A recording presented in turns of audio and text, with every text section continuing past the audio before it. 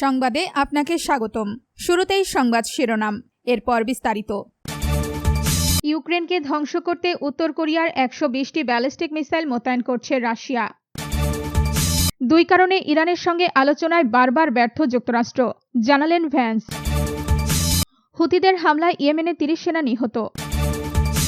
Hormuz ইস্যুতে সমঝোতার পথে ইরান ওমান। আপনি যদি মুসলিমদের পাশে থাকতে চান তাহলে ভিডিওতে লাইক করে চ্যানেলটি অবশ্যই সাবস্ক্রাইব করে দিবেন। এখন বিস্তারিত। ইউক্রেনকে ধ্বংস করতে উত্তর কোরিয়ার 120টি ব্যালিস্টিক মিসাইল মোতায়েন করছে রাশিয়া।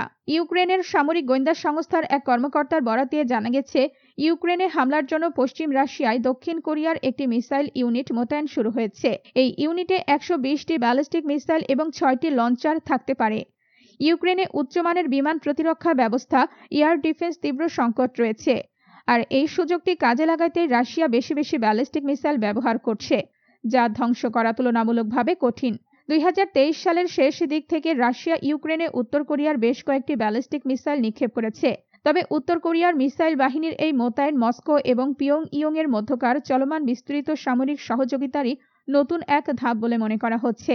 ইউক্রেনের গোয়েন্দা অধিদপ্তরের main directorate of intelligence Andrei Chernyak জানিয়েছেন, প্রায় 90 জন উত্তর কোরীয় সেনাকে নিয়ে গঠিত এই মিসাইল ইউনিটটিকে রাশিয়ার ভেরোনেজ অঞ্চলে অবস্থিত 112তম মিসাইল ব্রিগেডের আওতায় মোতায়েন করার পরিকল্পনা রয়েছে। দুই কারণে ইরানের সঙ্গে আলোচনায় বারবার ব্যর্থ যুক্তরাষ্ট্র, জানালেন ভ্যান্স। ইরানের সঙ্গে চলমান সংঘাতের সঠিক অবসান ঘটাতে যুক্তরাষ্ট্রের হাতে থাকা সব ধরনের হাতিয়ার ব্যবহারের হুঁশিয়ারি দিয়েছেন মার্কিন ভাইস প্রেসিডেন্ট জেডি ভ্যান্স। বুধবার 5 আগস্ট ফক্স নিউজকে দেওয়া এক সাক্ষাৎকারে তিনি জানান, এই সংঘাত নিরসনে যুক্তরাষ্ট্র সামরিক, অর্থনৈতিক ও কূটনৈতিক সব ধরনের কৌশলই কাজে লাগাবে। ইরানের সঙ্গে আলোচনায় কেন বারবার হোঁচট খেতে হচ্ছে, এমন প্রশ্নের জবাবে ভ্যান্স দুটি কারণ উল্লেখ করেন। তিনি বলেন, প্রথমত, ইরানিরা চরম একগুঁয়ে জাতি। দ্বিতীয়ত, তাদের শাসন ব্যবস্থা বেশ বিভক্ত। তিনি আরও বলেন, তাদের শাসন কাঠামোর ভেতরে এমন অনেকেই আছেন যারা চান যুদ্ধটা শেষ হোক, আবার এমন অনেক উন্মাদ ও কট্টরপন্থী আছেন যারা যুদ্ধ চালিয়ে যেতে চান।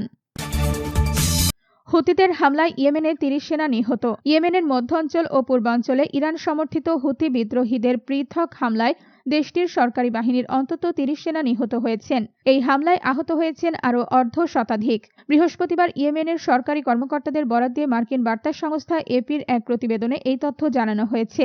দেশটির কর্মকর্তারা বলেছেন, মারিব ও হাদরামাউত প্রদেশে আন্তর্জাতিকভাবে স্বীকৃত ইয়েমেনের সরকারের বিভিন্ন সামরিক ক্যাম্প লক্ষ্য করে ওই হামলা চালানো হয়েছে।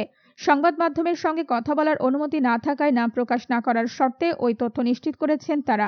2022 সালের এপ্রিলে শুরু হওয়া অনানুষ্ঠানিক যুদ্ধবিরতির পর এটাই সবচেয়ে বড় সংঘাত ও পরিস্থিতির বড় ধরনের অবনতি। ওই যুদ্ধবিরতির মাধ্যমে ইরান সমর্থিত হুথি বিদ্রোহী এবং আন্তর্জাতিকভাবে স্বীকৃত সরকারকে সমর্থন যোগানো সৌদি নেতৃত্বাধীন জোটের মধ্যে লড়াই বন্ধ হয়েছিল।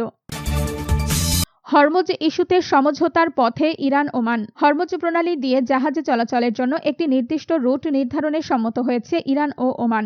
পাশাপাশি বিশ্বের অন্যতম গুরুত্বপূর্ণ এই নৌপথ যৌথভাবে পরিচালনার বিষয়ে দুই দেশ চূড়ান্ত প্রস্তুতি নিচ্ছে বলে জানিয়েছে তেহরান। এক প্রতিবেদনে জিও নিউজ বলছে, ওই সমঝোতা বাস্তবায়িত হলে হরমুজ প্রণালী আবারও স্বাভাবিকভাবে খুলে দেওয়ার পথে গুরুত্বপূর্ণ অগ্রগতি হবে। তবে ইরানি কর্মকর্তারা বলেছেন, যুক্তরাষ্ট্র ইরানের বন্দরগুলোর ওপর আরোপিত নৌ অবরোধ তুলে না নিলে পরিস্থিতির পূর্ণ উন্নতি সম্ভব নয়। গত 28 ফেব্রুয়ারি যুক্তরাষ্ট্র ও ইসরায়েল ইরানের বিরুদ্ধে সামরিক অভিযান শুরু করার পর থেকেই হরমুজ প্রণালীর ওপর কার্যত নিয়ন্ত্রণ প্রতিষ্ঠা করে ইরান। তেহরান বারবার সতর্ক করেছে, তাদের অনুমোদন ছাড়া চলাচলকারী জাহাজের বিরুদ্ধে ব্যবস্থা নেওয়া হতে পারে।